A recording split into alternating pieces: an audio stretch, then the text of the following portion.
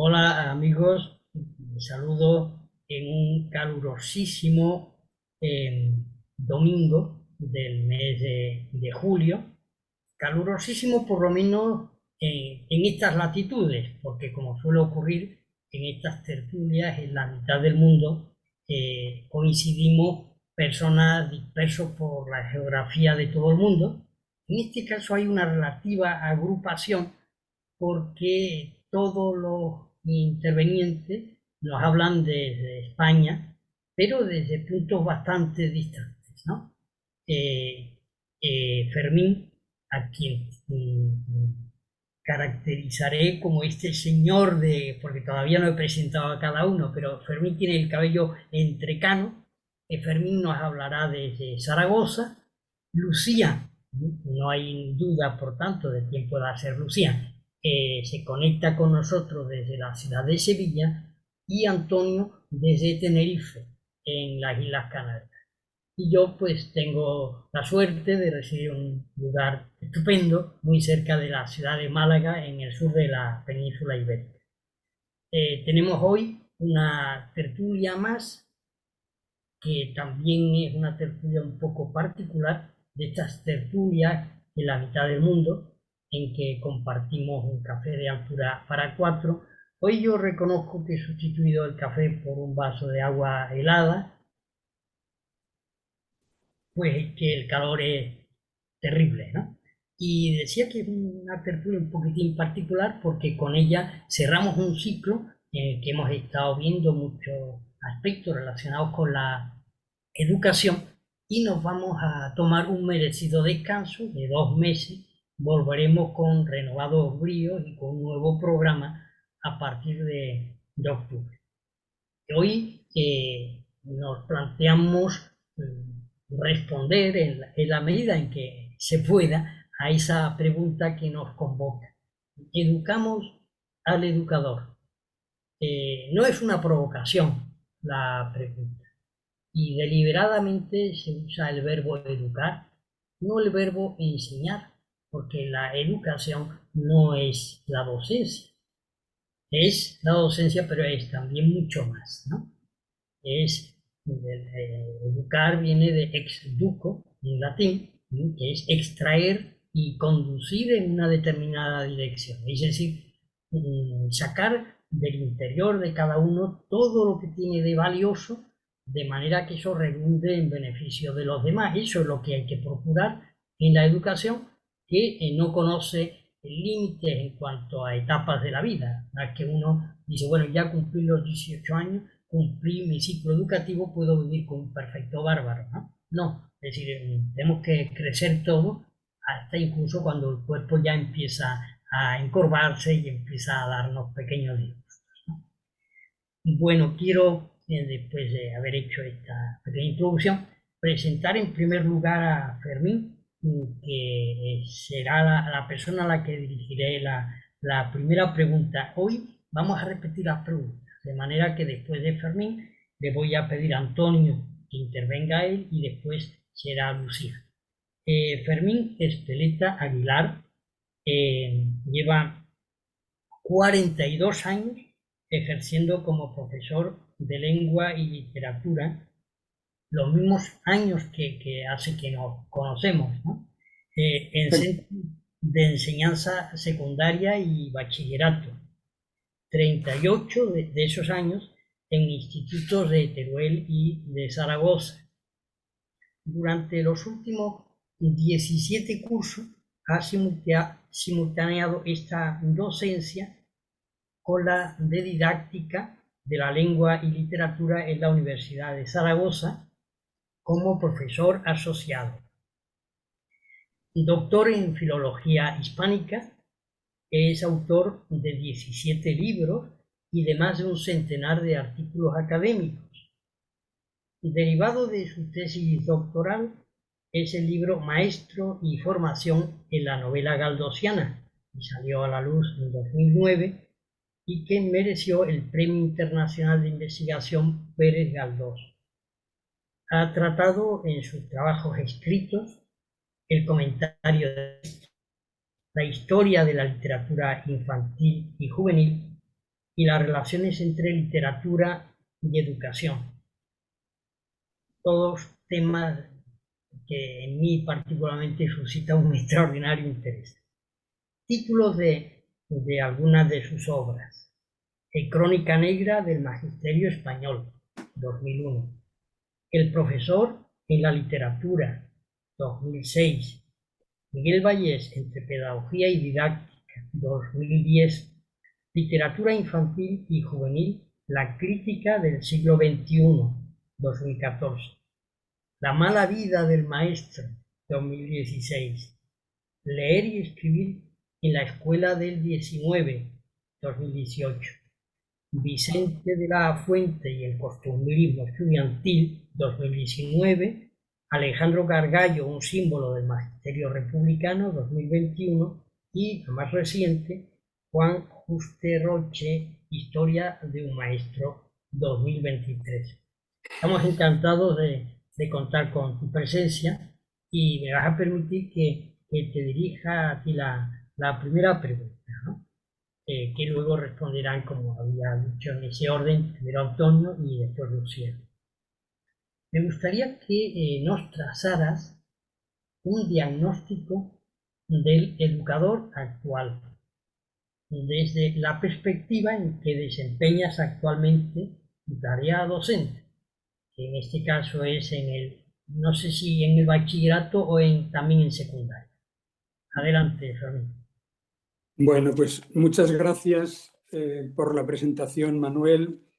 Cariñosos saludos a los contertulios, a Lucía, Antonio y a Manuel, que ya se ha dicho, pues nos conocemos desde hace mucho y es realmente emotivo reencontrarnos en esta ocasión, ¿no? Para hablar de educación, que es un tema que nos une y nos apasiona, yo creo, a todos.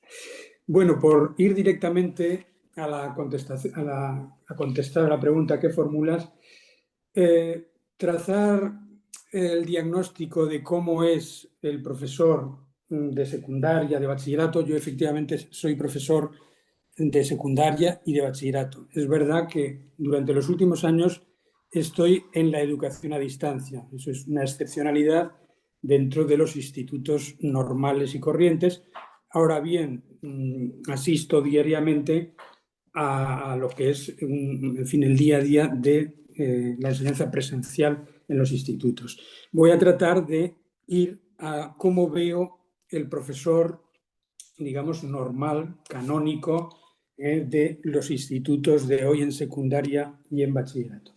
Bueno, normalmente, claro, ya se comprenderá que hay distintas generaciones. Yo ya estoy de salida, pertenezco a una generación que se educó antes con una legislación anterior a la ley Villar-Palasí.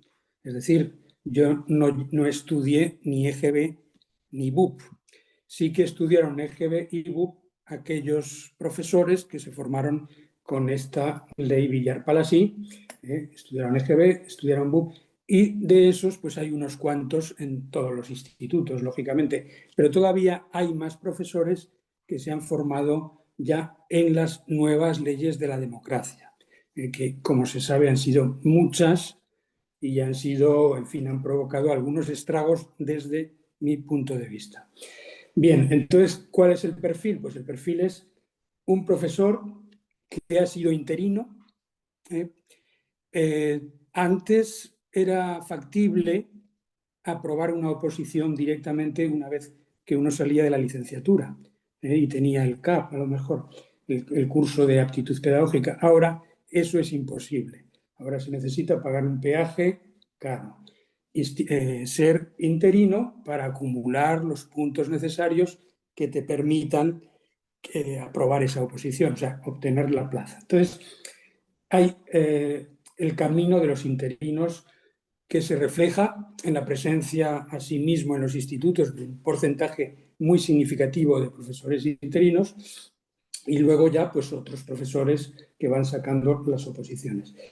Es decir, predomina un profesorado que se ha educado en la LOCSE, digamos, o en los preámbulos de la LOCSE que comienzan en 1985 y la LOCSE es de 1990.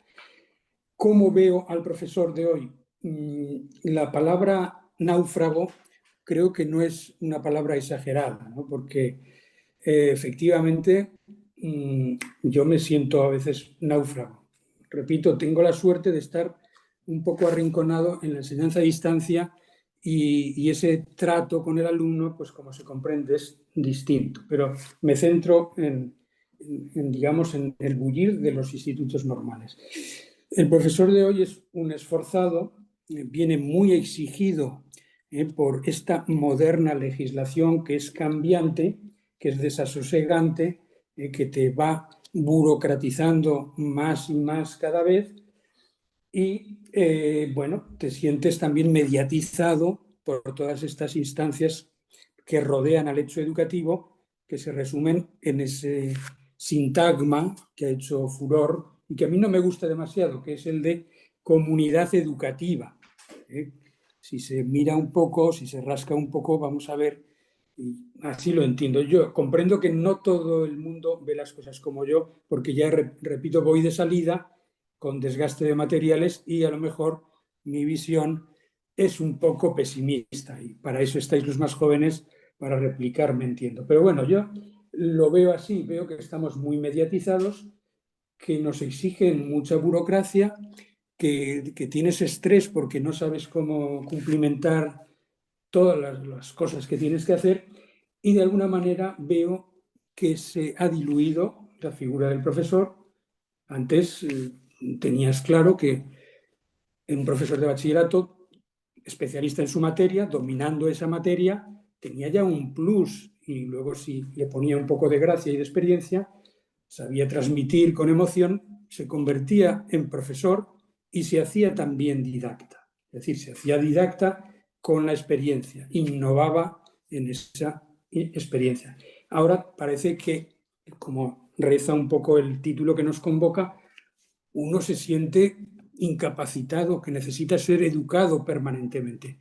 ¿Por qué? Desde mi punto de vista, porque se han perdido los fundamentos sencillos de toda gran obra, como es la educación, como es formar y educar, las dos cosas, pues parece que se ha perdido un poco las bases. Es decir, todos estamos inseguros porque, bueno, pues te vienen las teorías pedagógicas por todos los lados, casi siempre de una forma muy superficial, derivando más bien hacia la charlatanería. Bueno, me voy a callar ya porque seguro que tendré ocasión de añadir algunas otras cosas. No sé si he sido un poco provocador o provocativo, pero bueno, ya veremos a ver. Más que debería serlo, mi querido Fermín. Me ha encantado eso último que estabas hablando y creía que ibas a desarrollarlo más, pero ahí tenemos oportunidad acerca de la inseguridad, ¿no? Sí, Esa incertidumbre en que se desenvuelven los jóvenes porque cada día lo cambian de destino y los viejos porque saben que a la primera de cambio llega una ley de educación, llegan nuevas normas, llegan nuevas exigencias, llevan nuevos requisitos burocráticos, ¿no? Pero sí todo eso genera inseguridad y con la inseguridad ansiedad, ¿no?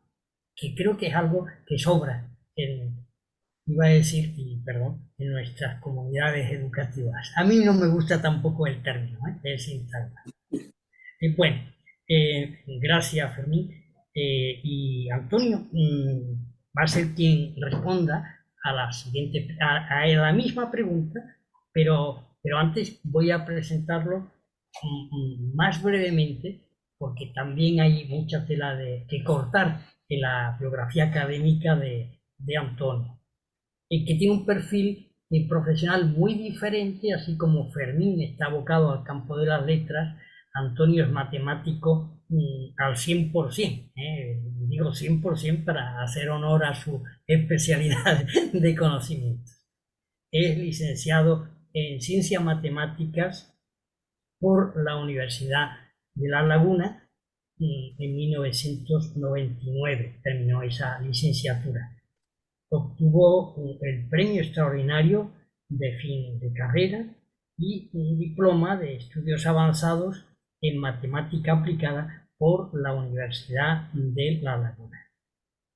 ha sido y es profesor de enseñanza secundaria. Después me dirá si en institutos también, en bachillerato también, pero esto es problema menor, en el sistema público de la Comunidad Autónoma Canaria desde 2002, lo cual evidentemente quiere decir que ha rodado por muchas instituciones a lo largo de 20 años, pues habrá dado tantas vueltas como marearse. Antonio, eh, recuerdo más que para ti, para nuestros oyentes, la pregunta, ¿no? Un diagnóstico, un perfil y un diagnóstico de cómo es el educador actual desde el enclave donde estás, ¿no? Con esa perspectiva personalísima y desde esa comunidad autónoma tan lejana de Aragón, desde donde nos habla Fermín. Hola, en primer lugar un saludo a mis contertulios, a las personas que escuchan y que se interesan por este debate, por este intercambio. Siguiendo un poco la línea de Fermín, quería comenzar eh, pues describiendo un poco mis orígenes, ¿no? Yo sí que estudié en EGB y en el BUP, bajo la ley de Villar Palasí. Cuando comencé en la enseñanza, pues ya estaba en vigor la LOCSE. Nos situamos ya en ese ámbito normativo. Por lo tanto, pertenezco a una generación posterior a la de Fermín, en este caso, ¿no? Con otro tipo de vivencias y ya con, digamos, un paradigma educativo ligeramente diferente, ¿no? Eh, digamos que desde mi punto de vista, el perfil actual de docente en secundaria es un perfil que requiere una gran diversidad de competencias. En mi caso, creo que son complejas y variadas, desde diversos puntos de vista, distintos ámbitos, digital, psicológica, comunicativa, administrativa. Coincido con Fermín en que se está difuminando el dominio de la propia materia de enseñanza. Yo creo que todo este paradigma en el que nos encontramos hace que lo que es la transmisión de la materia, de los contenidos en sí mismos, quede en muchos casos relegada, quede de alguna forma en un papel secundario con respecto a todas estas tareas administrativas, sociopsicológicas, de competencia digital que nos demanda nuestra profesión. Digamos que se prioriza quizás el trabajo para el centro.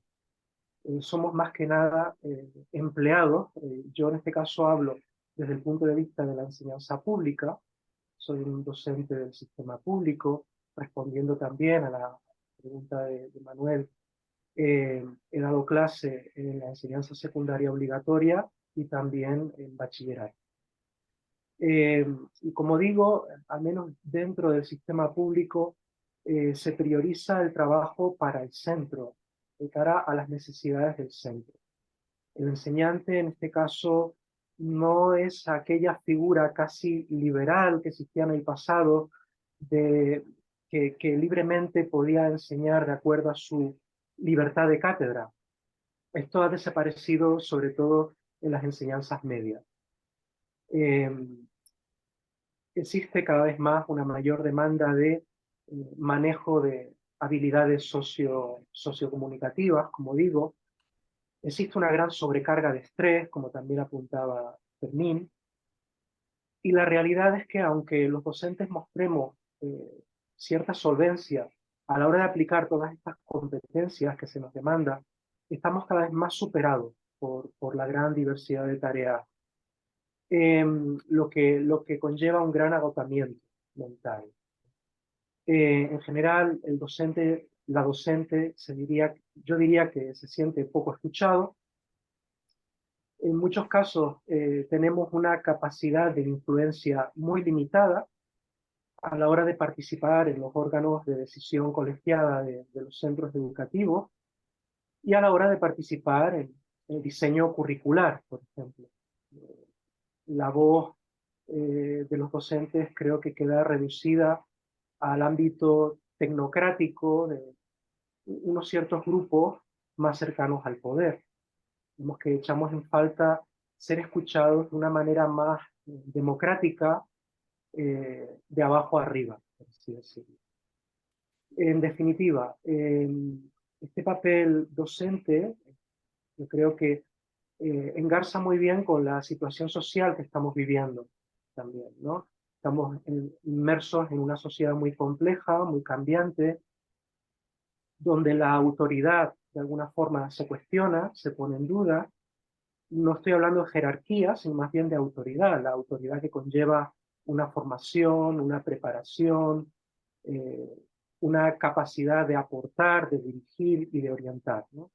Esa autoridad se está difuminando progresivamente y en ese sentido los docentes nos vemos poco reconocidos.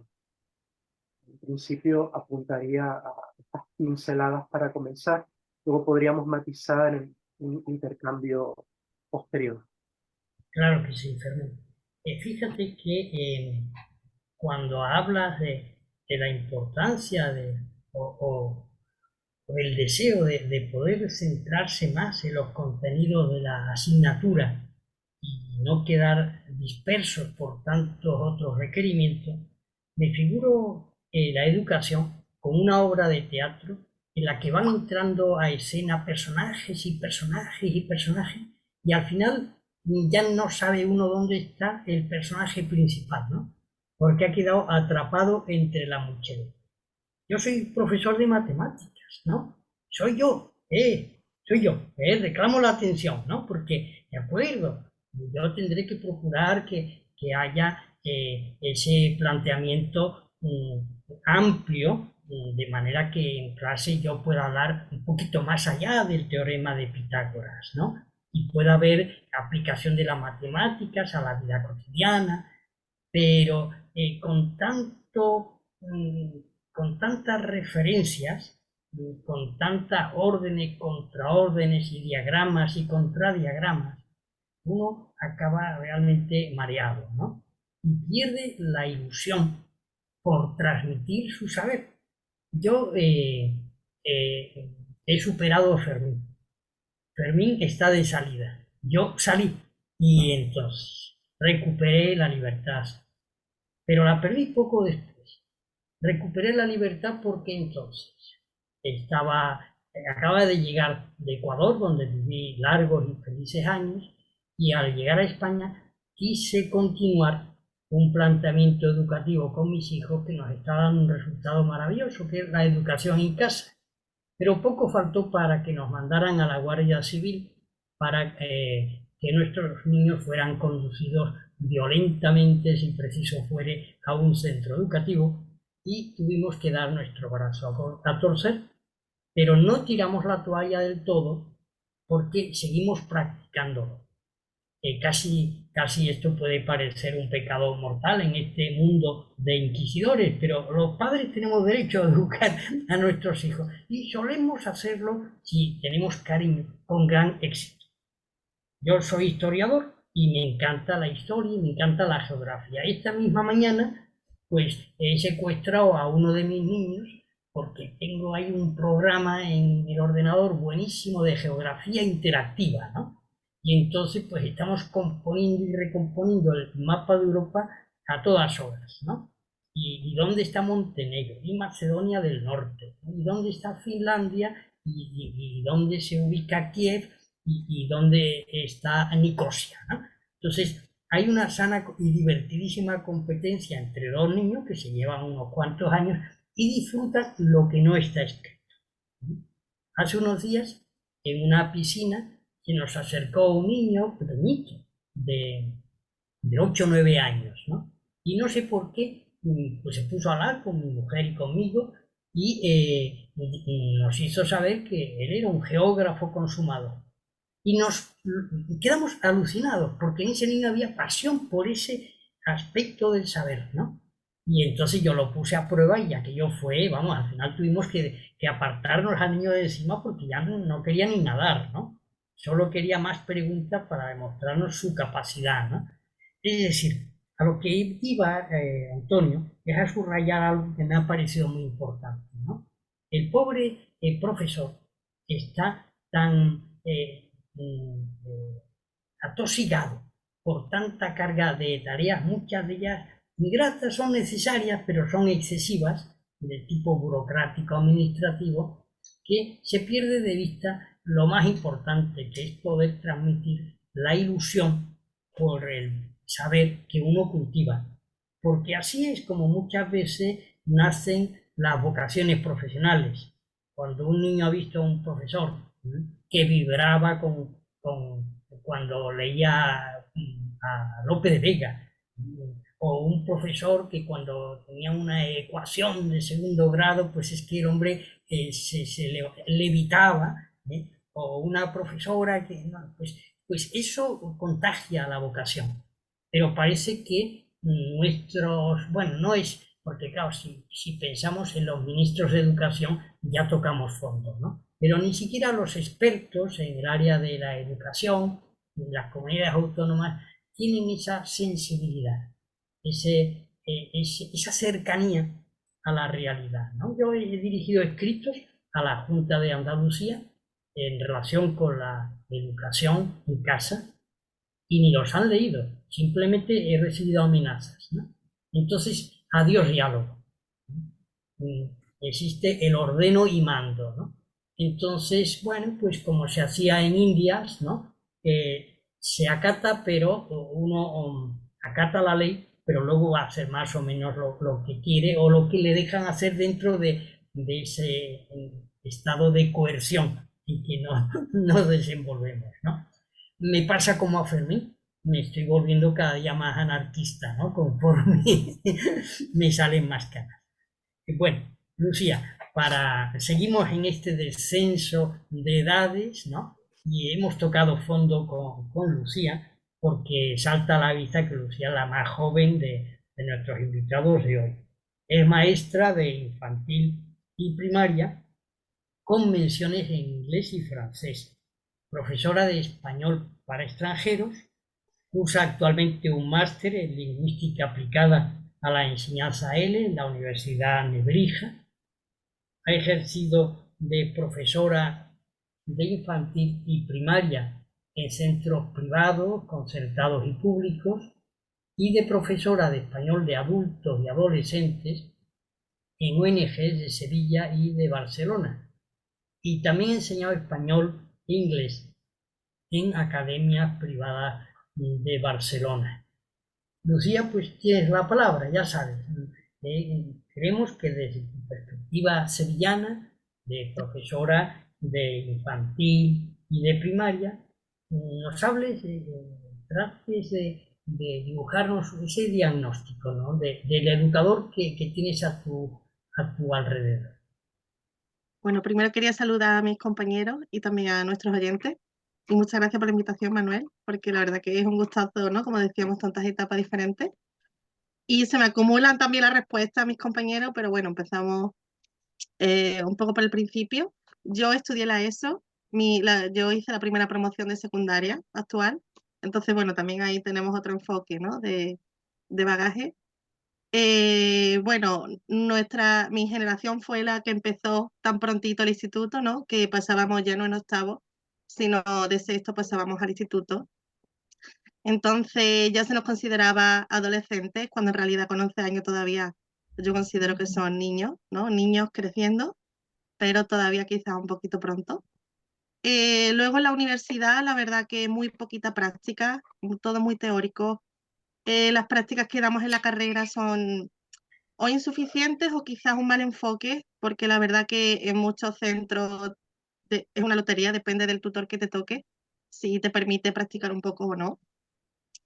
Entonces, bueno, luego pasa lo que decía Fermín, que llegamos los interinos, ¿no? Yo llevo 4 años de interina, cambiando de centros, incluso este año 3 centros diferentes, empecé en primaria, seguí en infantil, luego en adultos, un poco locura. Y luego también pasa que el primer día que te llaman, ¿no? De un colegio para ser profesor, te dicen, este es tu horario, esta es tu clase, ahí la tienes.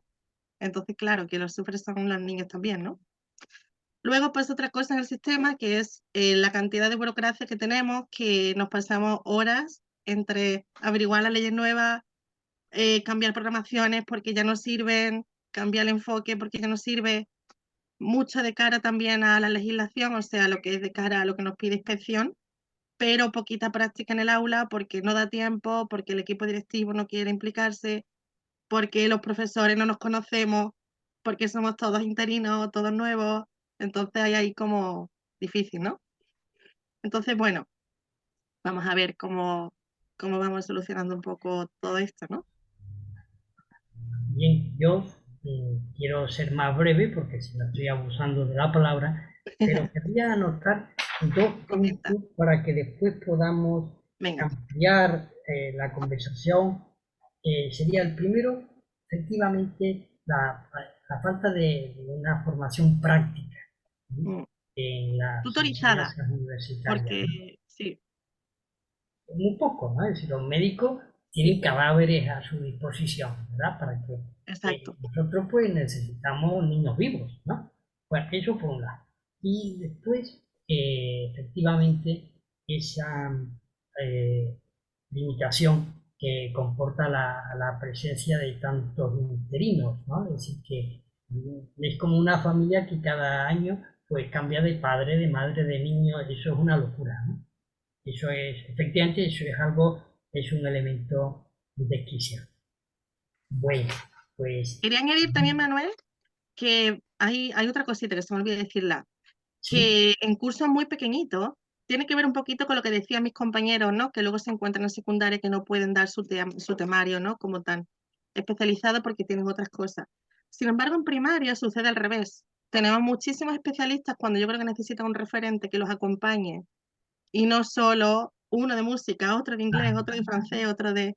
Cuando aparte hay muchísimos maestros que, como yo, tenemos varias especialidades, porque bueno, al ser interinos siempre estamos, a ver si por aquí me llaman, a ver si por aquí, todos claro, tenemos mínimo 3 especialidades, pero no se nos permite dar nuestra tutoría más que la que corresponde. Y los niños lloran mucho, lo pasan muy mal, no tienen un referente, no se sienten en casa, están como en el instituto antes de tiempo y cuando llegan al instituto no lo disfrutan. totalmente de acuerdo. Bueno, segunda pregunta. Vamos a cambiar un poquillo el orden por aquello de darle diversidad a la vida. La voy a dirigir primero a Antonio, después a Lucía y después a Fermi. Antonio, mira, me gustaría solicitar ahora otro diagnóstico.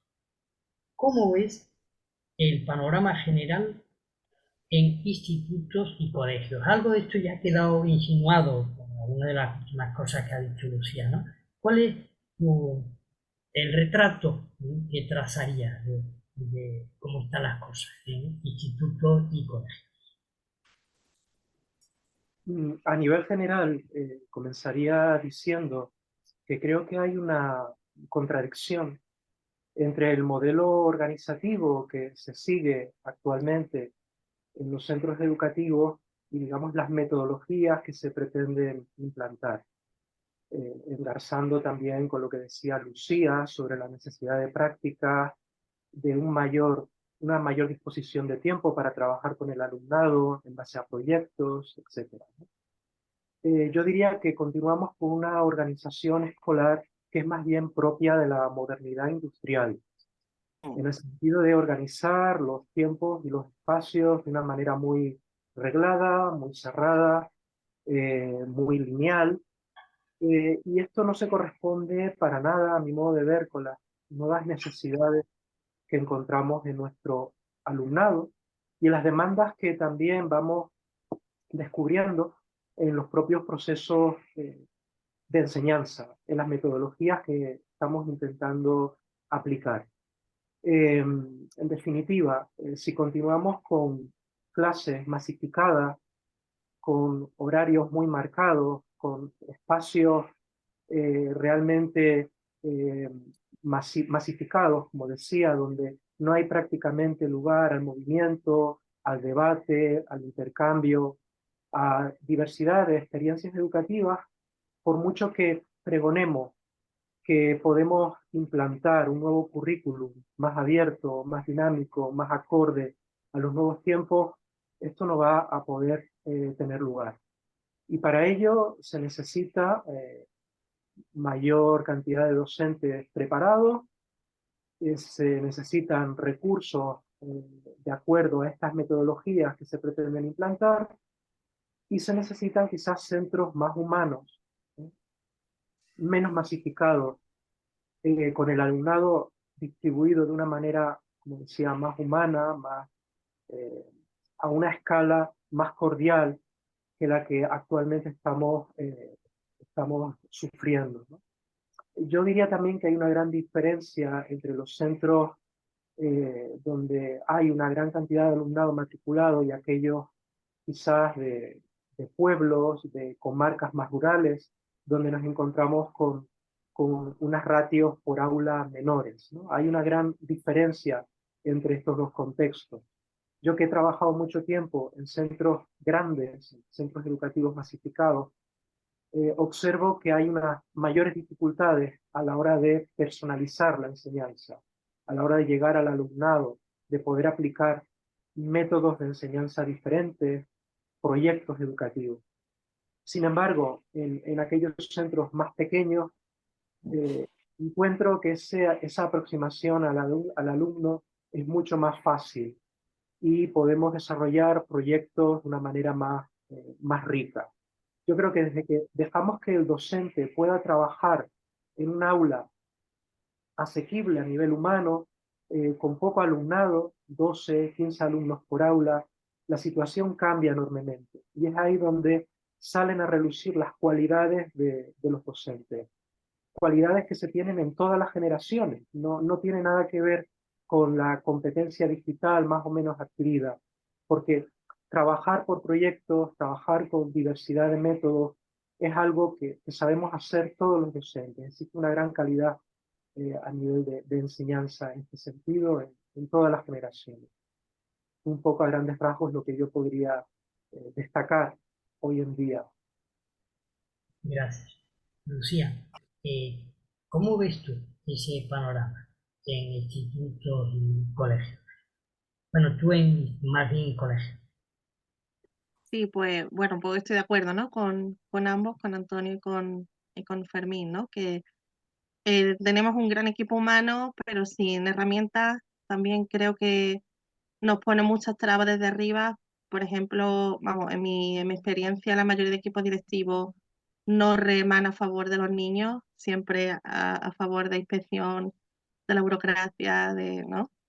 Entonces yo siento hay una falta de no solo formación individual docente, sino que los directores, los orientadores, que fuésemos un equipo real, que, que de verdad se puedan llevar a cabo todas esas ideas, ¿no? Porque tenemos como muchas ideas, todas muy individuales, pero no se pueden poner en equipo. Luego pasa lo que he dicho antes, como saltamos de profesor en cada clase, tampoco se puede hacer si no es un equipo, porque o estoy yo muchas horas con el mío, o sea, con mi grupo, o es que estamos todos los profesores muy implicados juntos. Si todos somos interinos, pero el equipo directivo, que sí es el que continúa año tras año, quiere, se consigue. El problema es que es muy cambiante todo y quien continúa tampoco tiene una visión global de lo que necesitan los niños realmente, ¿no? Entonces, bueno, hay por un lado una falta de recursos, pero por otro no se están utilizando bien. Porque, por ejemplo, a veces incluso los libros de texto vienen muy preparados para la era digital, pero yo he estado en colegios en los que no hay tantos recursos digitales como el libro presupone que tenemos. Entonces, bueno, ahí hay mucha tela que cortar, ¿no? ¿Y qué dirías tú en relación con esto, Fermín? El panorama general de los institutos que tú conoces. Bueno, en primer lugar, ya sabéis que desde hace 10 años, creo aproximadamente, existe lo que se llama el máster de profesorado, que es habilitante para convertirse en profesor de una materia. Yo lo conozco un poco porque me ha tocado como profesor asociado impartir algunas asignaturas del máster de profesorado para profesores de lengua y literatura en los institutos. Con relación a nuestro antiguo CAP, pues efectivamente hay una mejora, ¿no? Porque se trata de un año entero y los estudiantes, bueno, los ya graduados, tienen la posibilidad de hacer unas prácticas de 2-3 meses en institutos, es decir, se convierten ya en profesores. Valoro este aspecto el más interesante de todo este curso. Es un curso un poco latoso porque sigue muchos trabajitos muy particulares con la culminación de un trabajo fin de máster, etc. Es un curso muy cargado de pedagogía, o por decirlo más claramente, de pedagogismo. Es decir, se imparte desde las facultades de educación y yo creo que hay un vicio que se arrastra en estas facultades, que es cargar las tintas en el método, en la pedagogía, de manera que se disuelve al final el elemento humano, que es un poco de lo que hemos partido. Antonio ponderaba y valoraba las nuevas metodologías, yo también las valoro, pero repito y vuelvo un poco a lo mío, ¿no? Se ha perdido ese binomio de profesor que conoce su materia y profesor que va transmitiendo, va innovando, va mejorando. Entonces, claro, siempre, claro, con unos principios didácticos básicos, elementales, que serían, por ejemplo, que sea el alumno el actor, hacer de la clase efectivamente un taller, pero ya poco más, porque realmente es apabullante el número de mensajes de distinta procedencia, todos en torno a nuevas pedagogías, a innovaciones, a proyectos, de una forma, desde mi manera de ver las cosas, desaforada, que nos lleva un poco a lo que decía Manuel en la introducción, de tantas cosas periféricas que al final perdemos lo nuclear. Como dice el romance castellano, entre tanta polvareda perdimos a don Beltrán. O sea, perdemos el núcleo, perdemos lo fundamental, y para mí ahí está el punto de partida del fiasco educativo. Porque sacralizar, como se sacraliza ahora, ¿no?, la metodología como algo que, en fin, que si no se está a la última moda, pues uno ya no es competente, se llega a una simplificación de la enseñanza y se llega al vaciamiento del elemento humano, que para mí siempre ha sido fundamental, así yo siempre lo he entendido, ¿no? El maestro es el hombre. El maestro, yo recuerdo también a mi profesor de literatura de bachillerato, que era un profesor que dominaba muy bien su materia, que la transmitía con emoción, y yo ya no tuve que pensar mucho. Yo dije, yo quiero ser como él. Y no me fue mal, por lo menos he demostrado capacidad de aguante, ¿no? Que con algunas dificultades al final. Pero bueno, para mí es muy importante. Y luego lo que decíamos, ¿no?, ¿qué se observan en los institutos de ahora? Pues bueno, se observa falta de disciplina, hablando claro, ¿no? Ahora se llama convivencia, pero es falta de una mínima disciplina. Entonces, claro, sin ese punto de partida es muy difícil hacer crecer, hacer una obra, hacer algo, ¿no?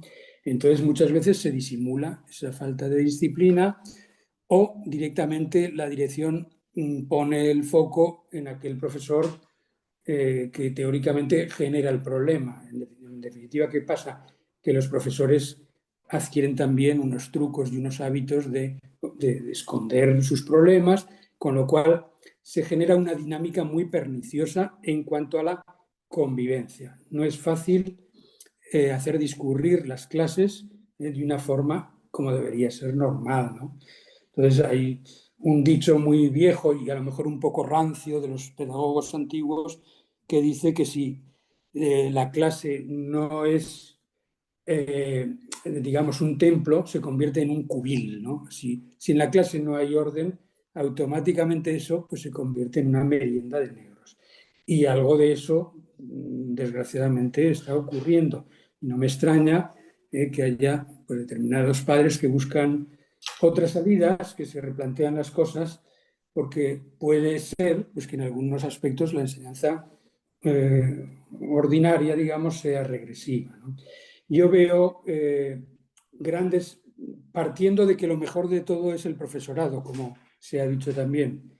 Siempre en toda mi etapa he visto a los profesores, a las profesoras, como lo mejor del sistema educativo. Siendo profesor del máster, me he dado cuenta pues, de la emoción de muchos alumnos que vienen ya con una vocación y la de otros que aún no teniendo vocación en ese curso pues van adquiriendo la vocación.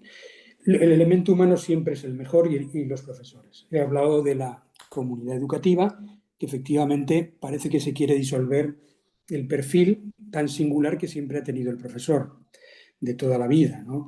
Es verdad que el alumno siempre es lo más importante, pero el profesor tiene una singularidad y el profesor a la larga es esa persona a la que los alumnos pues lo quieren, se acuerdan de él, no el primer día con un fuego de artificio, con un proyecto llamativo, sino cuando pasa el tiempo se van acordando de aquel profesor que fue capaz de caminar, de hacer un camino, de entender desde el primer día en el instituto, en el colegio, que la etapa escolar es un camino y ese camino pues tiene algunas dificultades que no hay que escamotearlas, o sea que hay que presentarlas. Desde el primer día no se puede dar papilla como una solución para, digamos, asimilar la doctrina del ludismo, ¿no? Que para mí es lo lúdico que también está desenfocado. Lo lúdico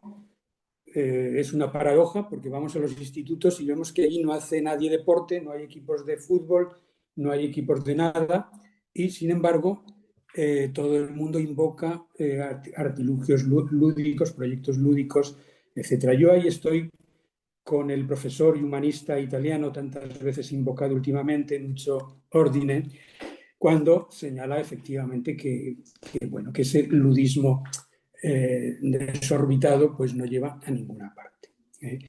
Se empieza a enseñar jugando y se acaba jugando a enseñar, como decía don Miguel de Unamuno.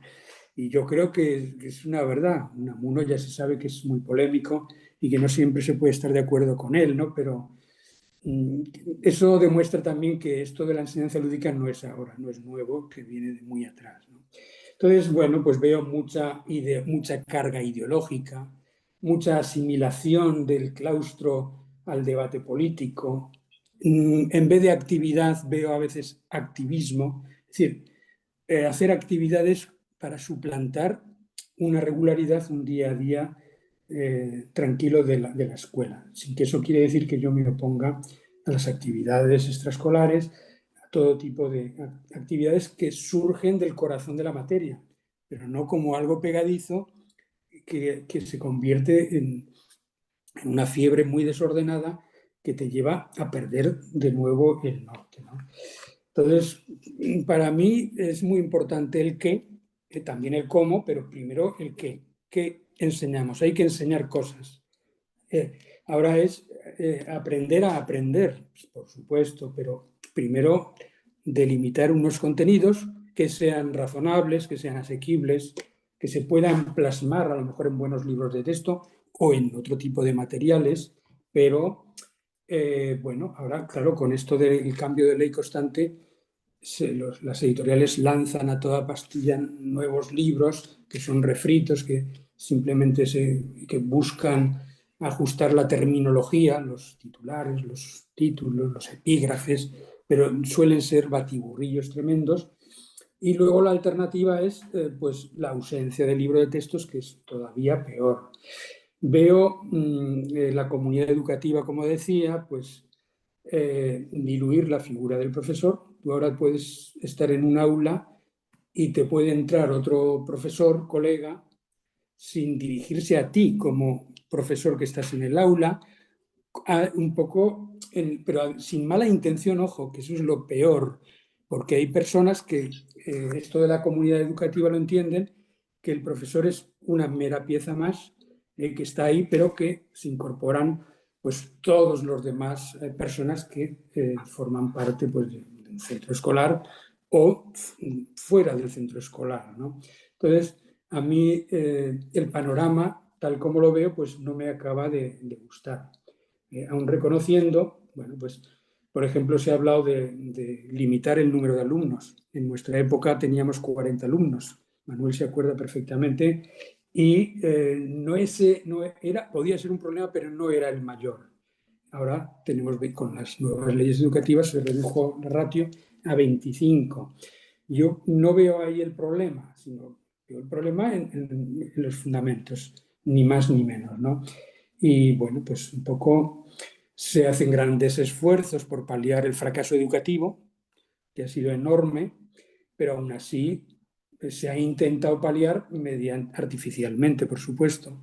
Ahora se ha reducido bastante, pero todos son artificios, pues con las nuevas leyes de que no importa aprobar las asignaturas, de que, en fin, se va pasando, se va diluyendo los contenidos, los saberes básicos que se llaman ahora, y bueno, pues queda, en resumidas cuentas, el profesor pues se hace inseguro con la sensación de que efectivamente tiene que ser educado constantemente en distintos aspectos, ¿eh? Y pierde pues ese orgullo que siempre tenía en tanto que conocedor profundo de su materia, que eso era, pues claro, un plus siempre del profesor clásico del instituto, del colegio, más, bueno, pues claro, más luego claro, la intencionalidad siempre didáctica que se iba adquiriendo y que se podía, por supuesto, adquirir a través también de cursos que siempre han existido, etcétera. Pero ahora los profesores de hoy han hecho muchísimas horas de cursillos, algunos significativos y otros muchos irrelevantes, ¿no? Porque se exige la carrera docente acumular muchísimas horas de formación. Bueno, ya creo que estoy hablando demasiado. Seguramente aún podré decir alguna cosa más en un último turno que creo que hay. Además, has escrito varios libros que me encantaría leer. Uno de ellos, en el que estoy pensando conforme te escucho, el profesor en la literatura. Ese libro no debe de tener desperdicio. Yo No, sueño, yo sueño con escribir un libro que ya tengo el título, no he escrito un solo renglón. Se llama Don Antonito y es pues un proyecto de momento que está solo en mi cabeza. Y bueno, y en algunas anotaciones burlescas que he tomado en reuniones sobre la trágica vida del profesor universitario en el Ecuador, tal y como yo la vi durante los 5 años que estuve allá, ¿no? Esa vida difícil, complicada, evidentemente estamos en otras latitudes y estamos en otra escala la enseñanza, ¿no?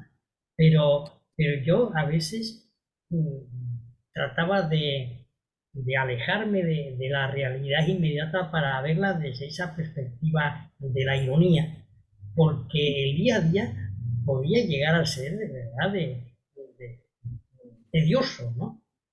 Porque todas estas limitaciones que hemos estado hablando de exceso, de burocratización y tal, yo he visto llevarlo hasta el extremo.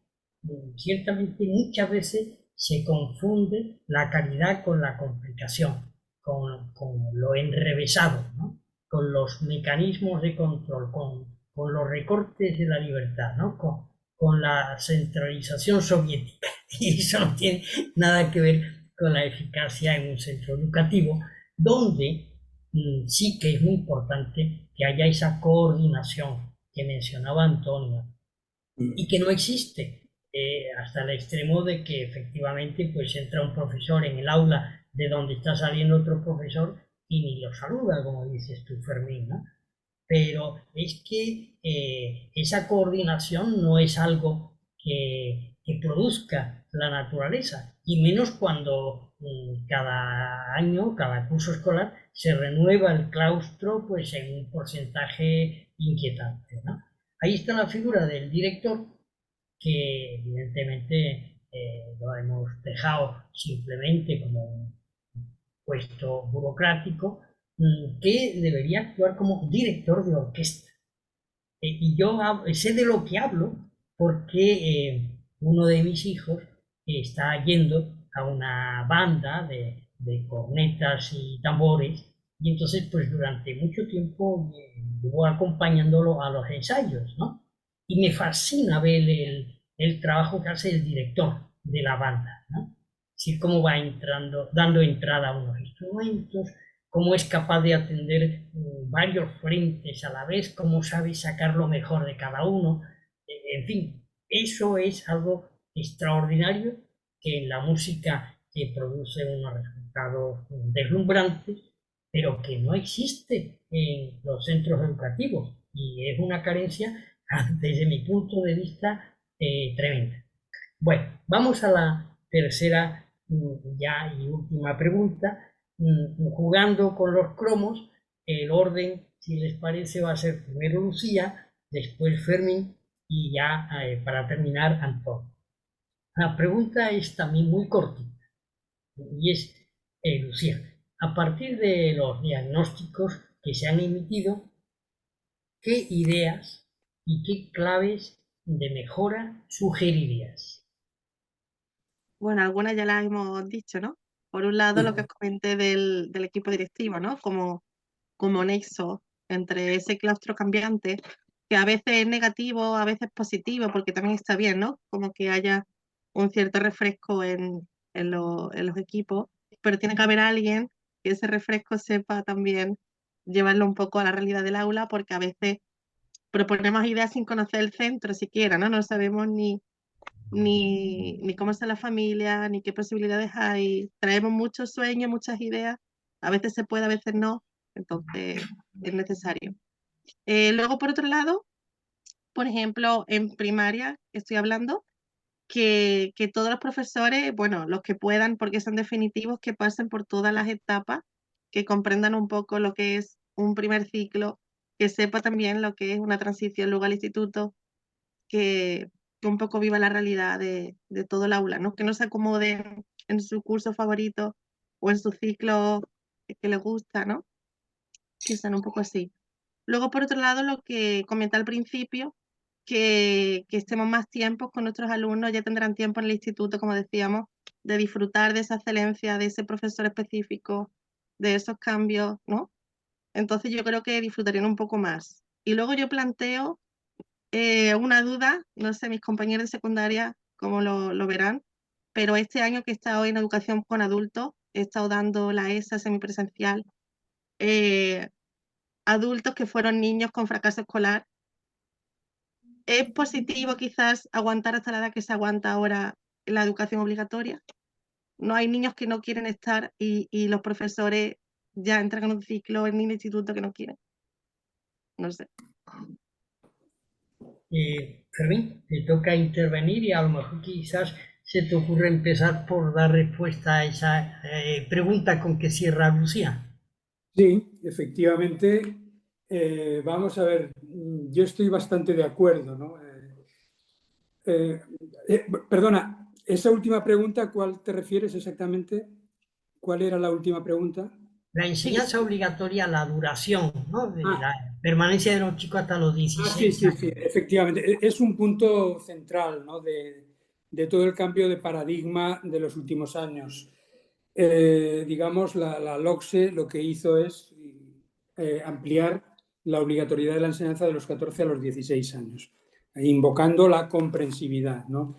Entonces, ahí se ha producido un gran desajuste porque, claro, es una edad conflictiva y se ha pretendido a machamartillo pues, que todos esos chicos y chicas pues tenían que estar, digamos, en ese carril y eso ha implosionado, efectivamente. Yo creo que ese ha sido un gran mal. Ahora hay una FP básica a la que se derivan los alumnos que tienen 14 años y que se ve que no hay manera de que prosigan sus estudios, pero eso no está todavía bien organizado. Efectivamente, no creo que haya sido una buena idea. Sí que puede ser buena idea la obligatoriedad, pero no en los términos, no mezclar a todos los exacto, alumnos, eso quería decir. O no sea, no mezclar, tanto que empiecen a trabajar con 14 como antes, pero y sí no que no tengan que estar ahí diversificarlos perdiendo interés cuando y se ve que es molestando. imposible buscarles otra ruta. ¿Eh? Porque efectivamente lo que parece intolerable es que la gran mayoría de los alumnos sufran el perjuicio, cuando no el acoso, cuando no, en fin, otros episodios mayores, ¿no?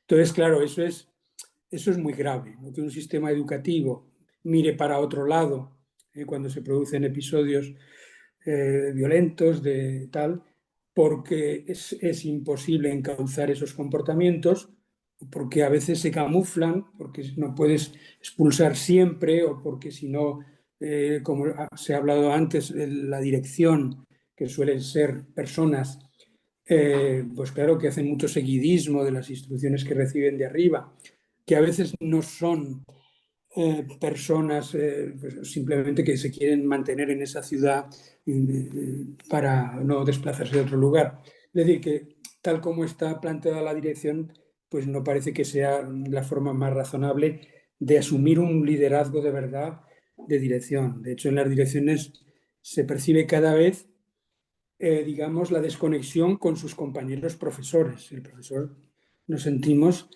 pues muy solos. El claustro de profesores es una pantomima, como se sabe, no pinta nada, se reúnen 90 personas ahí para no hablar, para oír cosas, etc. Se han creado organismos intermedios, que no hemos hablado de ellos, el Consejo Escolar, otros órganos intermedios, etc. Al final el concepto de profesor, en definitiva, se ha diluido. Entonces, claves de mejora no es fácil, desde luego. Yo vuelvo a lo de siempre, ¿no? Volver a la clase como una pequeña obra de arte y no a la clase como una ciencia pedagógica que hay que seguir. O sea, la clase para mí siempre ha tenido un valor. Si no se quiere que sea obra de arte, por lo menos obra de artesanía. Es decir, aparece el elemento humano como fundamental. Eso no quiere decir que no haya un esqueleto didáctico, que lo hay y que efectivamente se puede aprender con la experiencia, con los cursos, con las lecturas.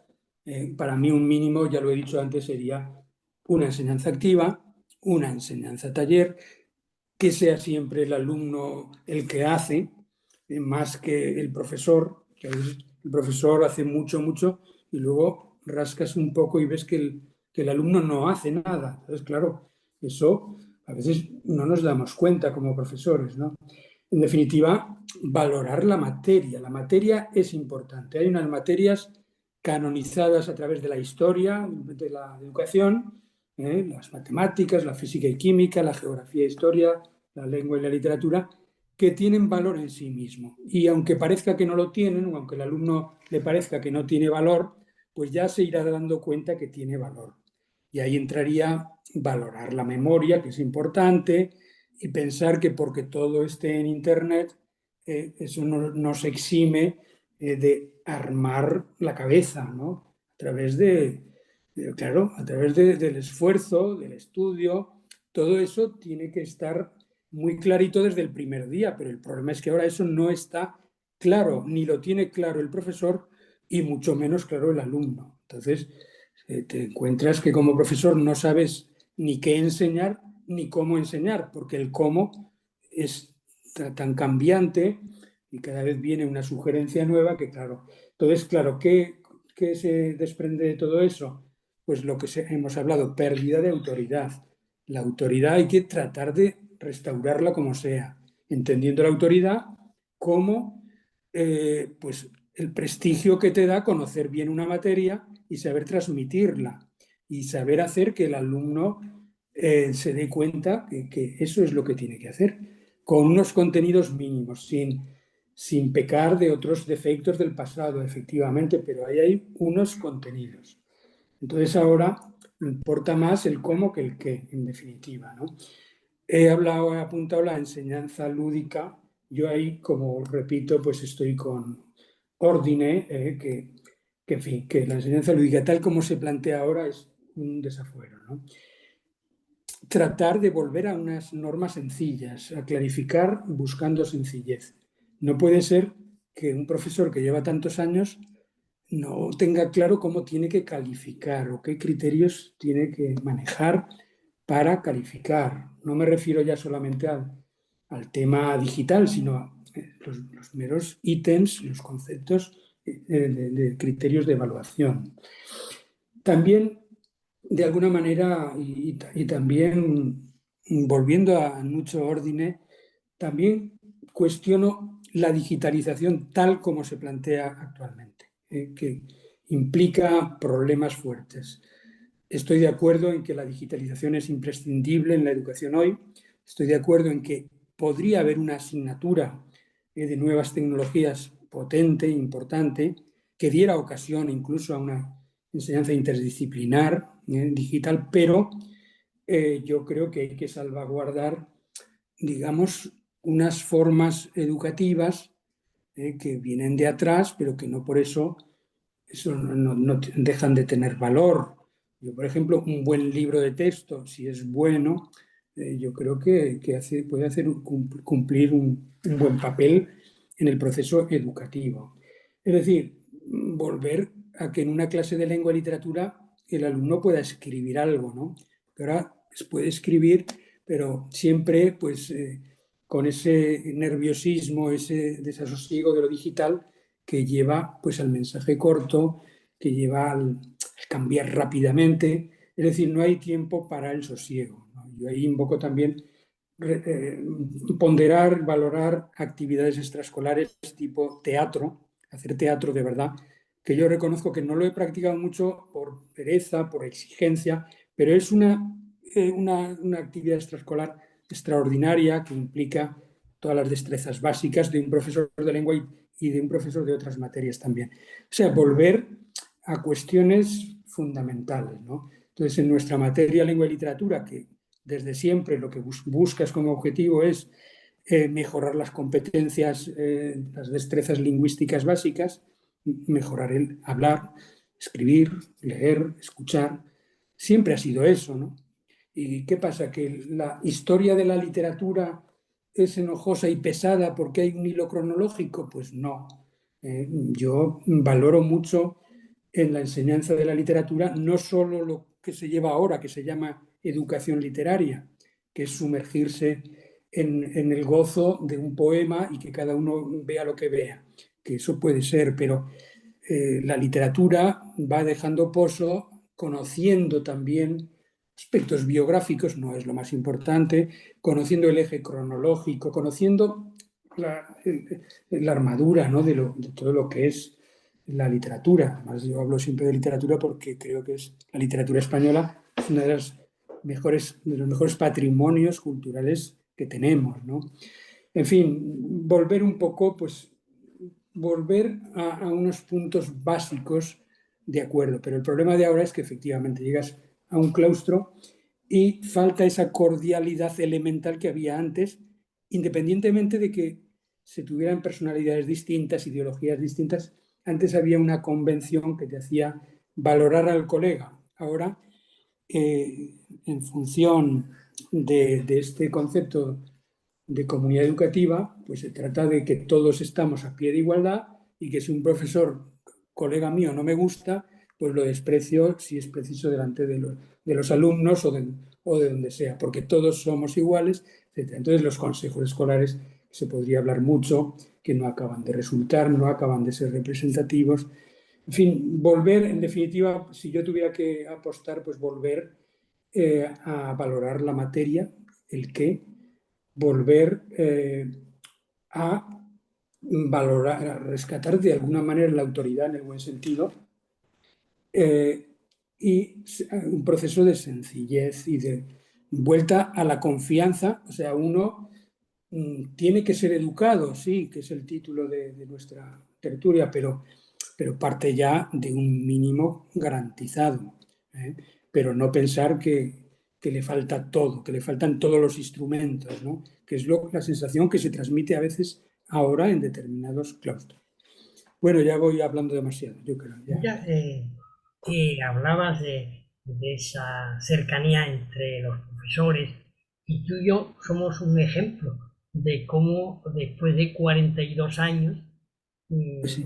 somos tan buenos amigos y nos ha causado tantísima alegría el recuperar un contacto que habíamos perdido como consecuencia de mi viaje por medio mundo, ¿no? O, por ejemplo, esa amistad que me referías con Lucio, ese colega Sí. con el que Sí. compartía departamento, ¿no? Allá en los tiempos de Vico, ¿no? Antes de trasladar esta pregunta a Antonio, y con eso ya cerraremos la tertulia, me gustaría revelar un hilo que he ido estableciendo entre ideas que han expuesto Antonio, Fermín y Lucía, ¿no? Porque Antonio ha insistido mucho en ese exceso de racionalidad, que se quiere tratar la escuela, la institución educativa, como algo perfectamente cartesiano, cuadriculado, donde todo está medido, proyectado, controlado y pautado en el tiempo. Y esa racionalidad choca con una realidad que de suyo es compleja. Decía Lucía que es importante que se conozca el contexto educativo, cómo son los padres de esos estudiantes, por dónde viven los chicos, cuáles son las carencias, cuáles son las riquezas de esas familias y, y por tanto un exceso de racionalismo que interesa solo la ley, la aplicación de la ley, caiga quien caiga, y la programación científica y al 100% precisa, pues se contradice con una realidad que de suyo es desordenada, caótica, divertida. Y por otro lado me gusta mucho eso que decía Fermín, que en la clase él querría recuperar ese carácter artesano de la enseñanza, en la que no todo está perfectamente diseñado y medido y todo pulcro y sin una mota de polvo, ¿no? La artesanía es el trabajo que deja detrás de sí imperfecciones que hacen aquella pieza original y valiosa. Y la artesanía, a diferencia del trabajo en serio, como la película famosa de Charlot, donde el pobre se recrea en el sosiego. Las aulas tienen que ser lugares donde uno se ría a gusto, y donde uno pueda perder el tiempo de un momento determinado contando una anécdota que después a lo mejor es lo único que van a recordar esos estudiantes de todo, de 9 meses de clases, ¿no? Pero una anécdota que es reveladora de mucho. Por tanto, sí, ese sosiego, ese realismo, ese conocimiento del contexto me parecen importantísimos. Pero mucho de esto tendrá que decirnos Antonio, a quien le concedemos el privilegio de cerrar esta tertulia con su intervención. Bueno, muchas gracias, Manuel, por este turno para cerrar. Yo querría empezar aludiendo a aquello que has comentado sobre la racionalización. Creo que era el sociólogo Max Weber el que hablaba de los procesos de racionalización en todas las sociedades modernas, en el sentido de que eran prácticamente inevitables, ¿no? Va con la economía, va con el progreso, por así decirlo. Yo creo que esta racionalización a la que asistimos en los centros educativos es necesaria. Es una racionalización que nos hace ser eficientes, que nos hace atender a una mayor cantidad de alumnado, que nos hace organizar y ordenar nuestra respuesta. Pero no podemos olvidar esto a lo que hacía referencia Fermín y con lo que estoy totalmente de acuerdo, que es la artesanía, la sencillez del día a día educativo en un aula. A fin de cuentas, lo esencial de todo esto es cuando el docente está en su aula con sus alumnos, cara a cara.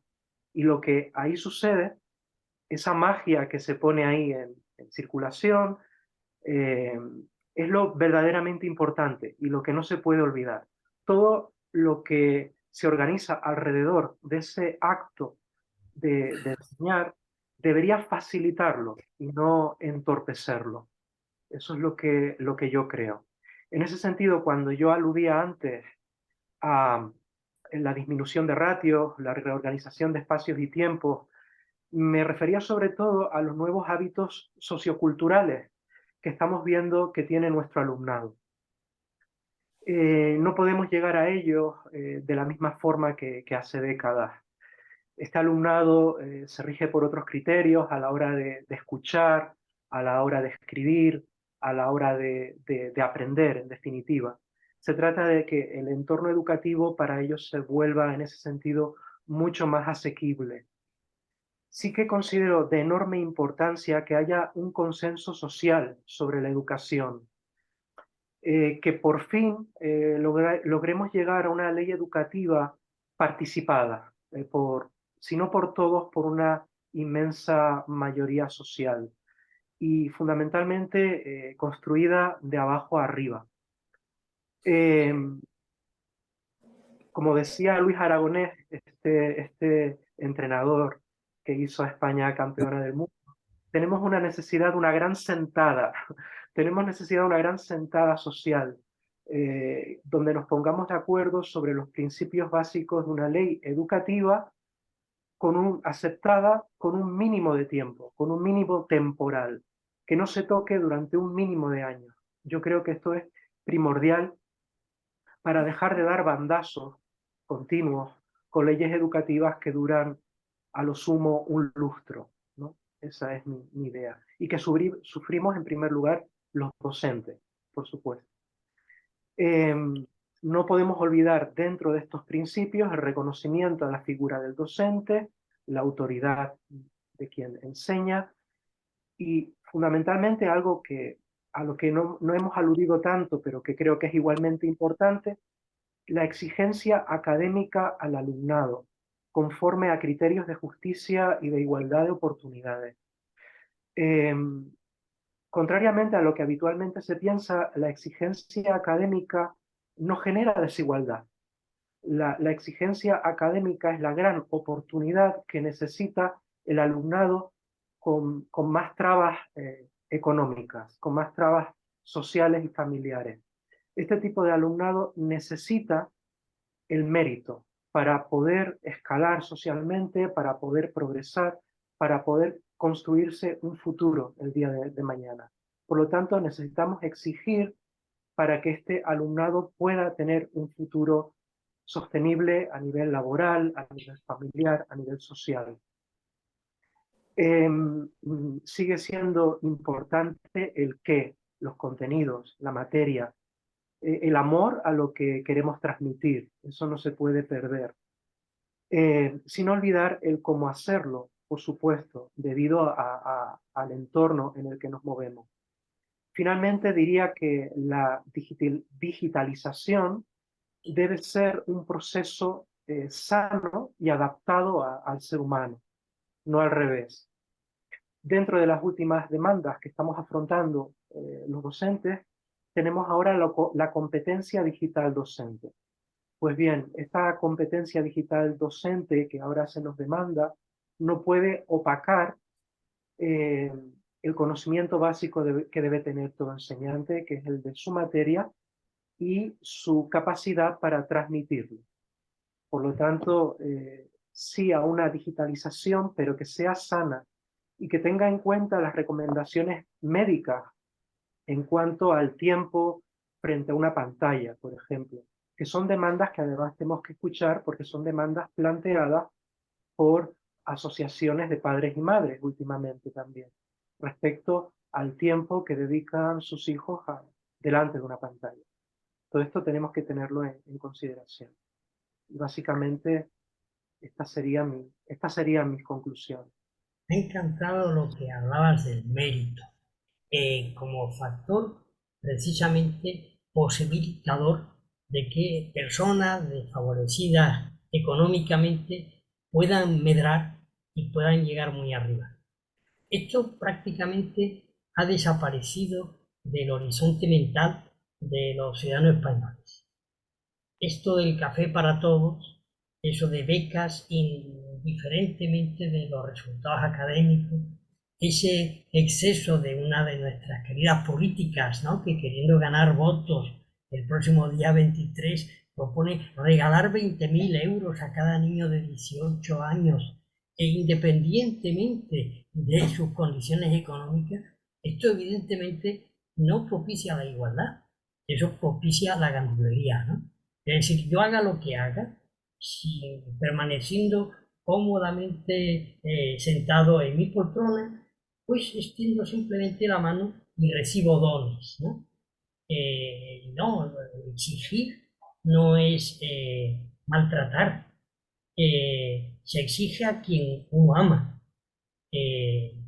Pues uno con sus hijos tiene que saber motivar, ilusionar para tirar de ellos hacia arriba. Evidentemente la exigencia para los secos es un crimen, ¿no? Y además es inútil, pero sí hay que procurar que quienes poseen capacidades la desarrollen. Me encantó lo que decía Fermín del teatro. Me parece que es un espacio de apertura descomunal y que brilla por su ausencia en casi todos los centros docentes, porque es verdad que no es fácil encontrar al profesor que disponga de tiempo, porque están todos atareados, porque tienen que rellenar informes, y que tenga también la capacidad y el talento como para involucrar a los chicos, ¿no? La educación musical, por ejemplo, es algo extraordinario, ¿no? Y no, es que dejamos este tipo de actividades a ese espacio extraescolar, que en realidad no es sino una guardería para niños grandes, ¿sí? A eso lo reducimos.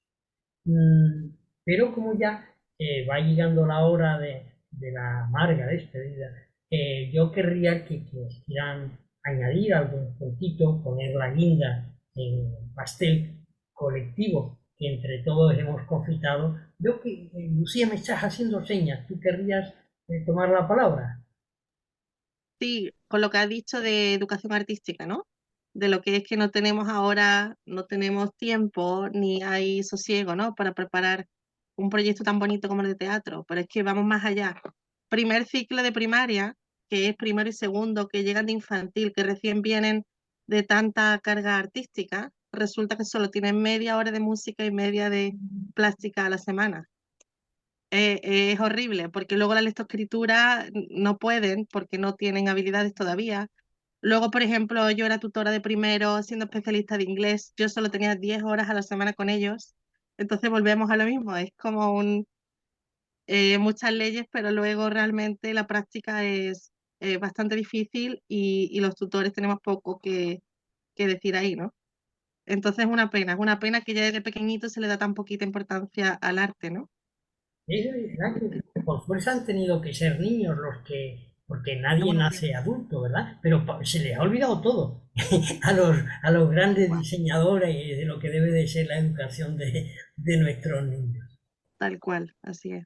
Fermín, ¿quieres decir algunas cosillas? Bueno, pues un poco la idea de la transmisión, de la comunicación, ¿no? Lo importante que es para un docente mejorar en habilidades comunicativas. O sea, habéis aludido a la importancia de una digresión oportuna, de una anécdota. Eso es fundamental, efectivamente. Y eso pues va macerando, va haciendo cuerpo, ¿no? en lo que es la práctica docente. Entonces eso yo observo que se pierde, que se considera como... se puede pasar de la seriedad al exabrupto, pero es difícil colocar pues una digresión oportuna o una anécdota, como digo, oportuna. Entonces es muy importante, ¿no? Y la labor educativa de retroalimentación, el profesor enseña, pero aprende mucho. Importante en esa fase de ser consciente de los pequeños aprendizajes que vamos sumando al día siendo docentes. De alguna manera eso nos convierte en investigadores, ¿eh? Porque claro, el profesor, ahí está la verdadera dimensión del profesor investigador, más que en hacer 1000 cursillos, que se puede hacer alguno, no digo que no, en ir tomando nota de verdad de las pequeñas observaciones, los pequeños momentos que te dan como resultado, pues eso, esto no me ha funcionado bien, fíjate que he salido por aquí y qué buena acogida ha tenido. Es decir, esa labor de reflexión del profesor que lo va haciendo, pues lo va haciendo didacta de verdad, más que más que fiarlo todo pues a la doctrina de turno que te suministran, ¿no? Para mí es una labor importante, ¿no? Y que poco a poco se va acrecentando y te va haciendo, yo creo, mejor profesor. Ahora bien, reconozco que como la juventud no hay nada para ser profesor. O sea, el valor de la juventud sigue siendo muy importante.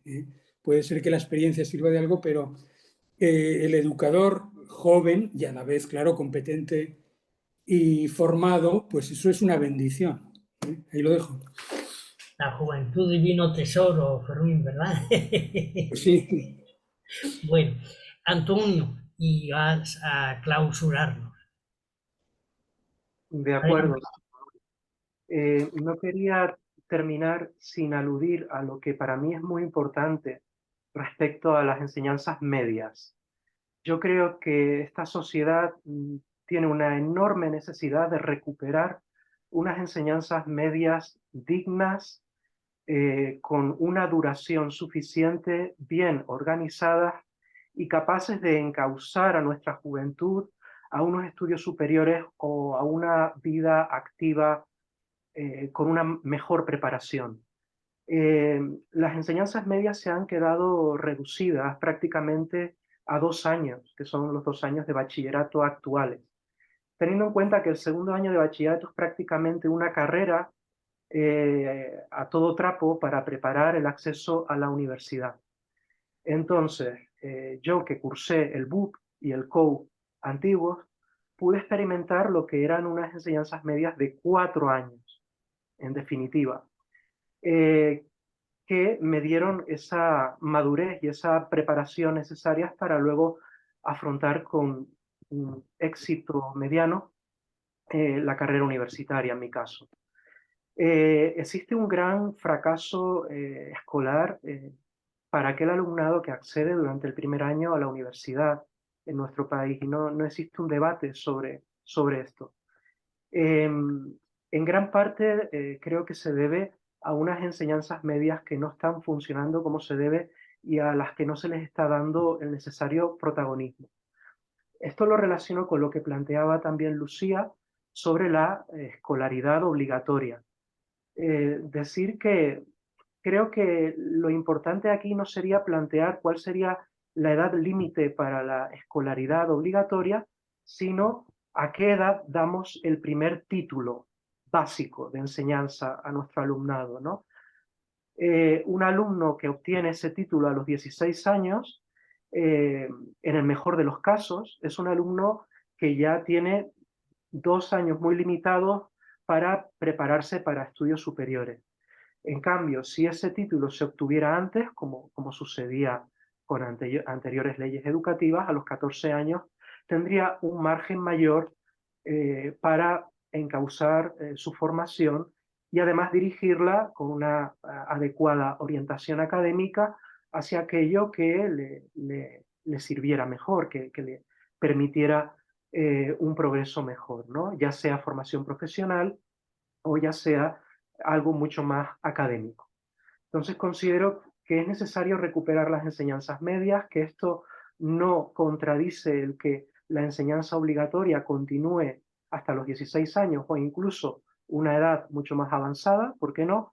Pero sí que hay que replantear la enseñanza básica, ¿no? Cuando podemos considerar que un alumno ha recibido una formación integral como para obtener este primer título básico, que a fin de cuentas le abre las puertas a otro tipo de tareas laborales y académicas. Esta sería mi consideración final. Y muchas gracias, Manuel, y a todos mis contertulios. Entonces creo que como colofón de esta tertulia tan estupenda que ya se ha terminado, habría que quitarle los signos de interrogación al tema que nos había convocado. Educamos al educador y los sustituiremos por signos de admiración. Y además en imperativo. Eduquemos al educador. No sé si están de acuerdo conmigo, ¿no? Y por supuesto, con el convencimiento de que lo mejor del sistema educativo son los profesores. Lo mismo que lo mejor de la sanidad es el personal sanitario.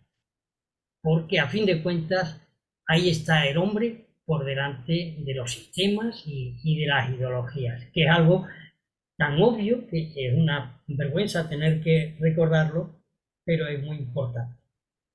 Muchísimas gracias a los tres. Hemos compartido este café de altura para 4 y yo en lo personal me he sentido a gustísimo. Espero que también sea vuestro caso. Ya echaré mano de vosotros en alguna otra ocasión y espero que antes que tarde. Hasta siempre. Muy bien, lo mismo digo, ha sido un placer compartir este buen rato que hemos pasado y bueno, pues hasta otra y seguro que nos vemos o nos escuchamos o nos oímos en alguna otra ocasión. Me Gracias a todos. encantaría. Un saludo. Muchas gracias. Saludos. Gracias.